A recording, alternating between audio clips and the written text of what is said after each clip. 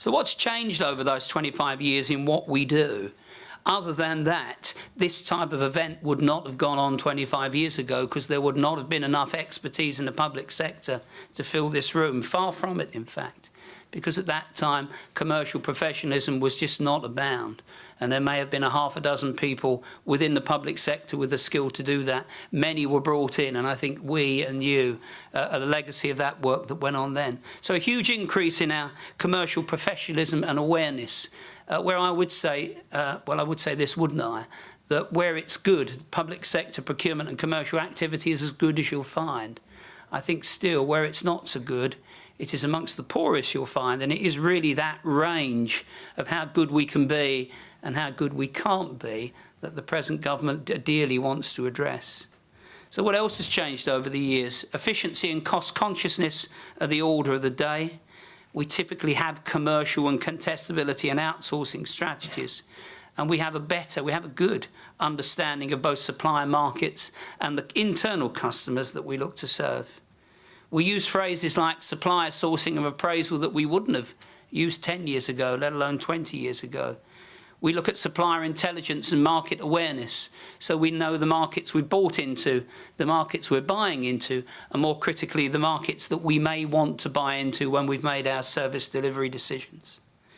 We have a better understanding of cost and value and whole life costings and the consequences of long-term contractual mechanisms. And overall, our reputation has increased so that in most instances we can be trusted to make those types of decisions. So we look at market management when considering outsourcing decisions and indeed outsourcing reletting positions. Market management and market making. If you're taking a new type of service to the market, then that market may not exist and you may have a similar responsibility to make it as well as to manage it.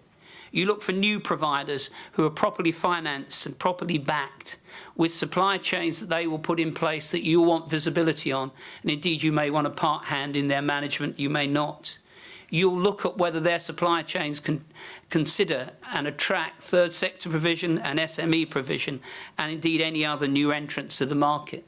And critically, you're looking at financial as well as operational capability and capacity, something, again, we may not have done some years ago.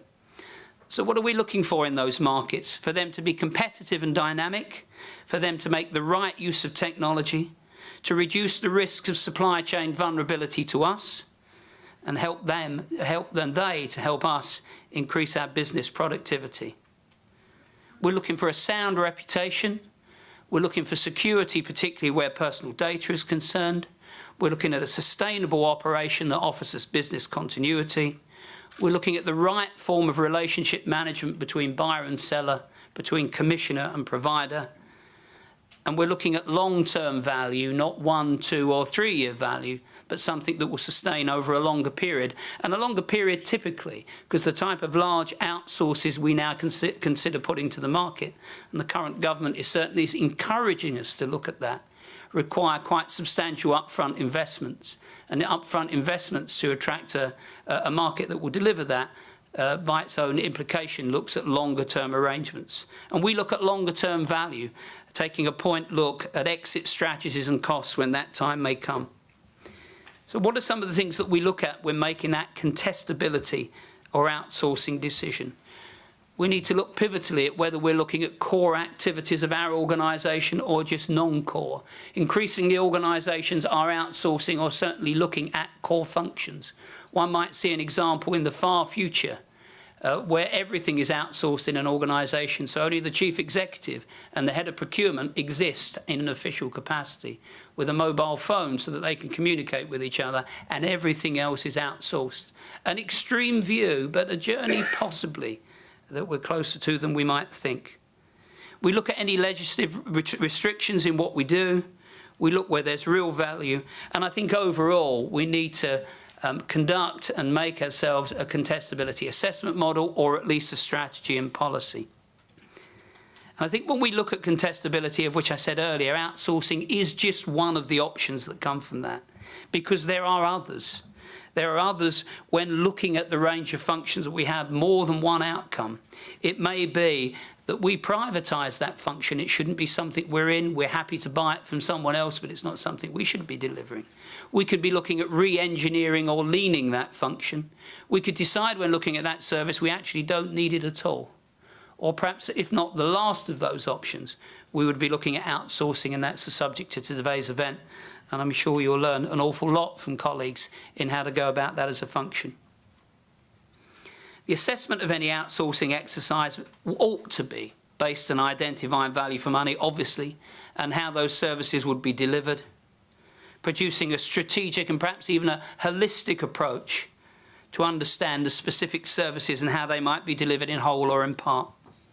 Considering, of course, the opportunity for quick wins, because certainly we are compelled to make quick wins in any spend decision, particularly at these more difficult times of deficit. And of course, we do look at the balance between risk of making that decision and the opportunity that it offers. Timing's very interesting, I guess, in making outsourcing or contestability decisions. Do you look at fixing first and then taking to the market? Or haven't you got the time or wherewithal to fix first and lean and look at the market to take that opportunity for you? And indeed, that'll come as a cost. And there's opportunities of both that have worked, but that's indeed a business decision. Reletting in 20-year timescale contracts is similarly interesting. There may be some shorter than that, maybe 5 to 10 years, maybe 10 to 20. But you would certainly want to look at a reletting strategy at time of letting any outsourcing contract, because that will be, as I said earlier, perhaps for your successors to consider. But also, as governments change and as issues change, you need to know how you can get out of even a successful arrangement, as well as you know how to get into that.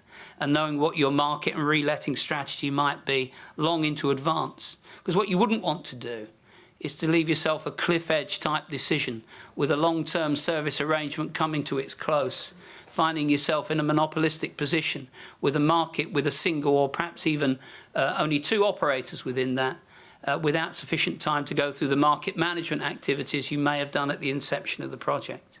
So further market making and an exit strategy would be one of the things, no doubt, you'd want to look at. I think my final thoughts on the whole subject, and far greater experts than I will cover the detail of that in my experience, too long experience actually, I've found with all the successes the organisations I've worked in have had with making successful outsourcing decisions. It certainly isn't a panacea. It's not a magic formula, but it is an opportunity to deliver greater value for your organisation, the citizen and the taxpayer. So do have a good day, enjoy what you do and have fun, and thank you very much for listening. Thank you.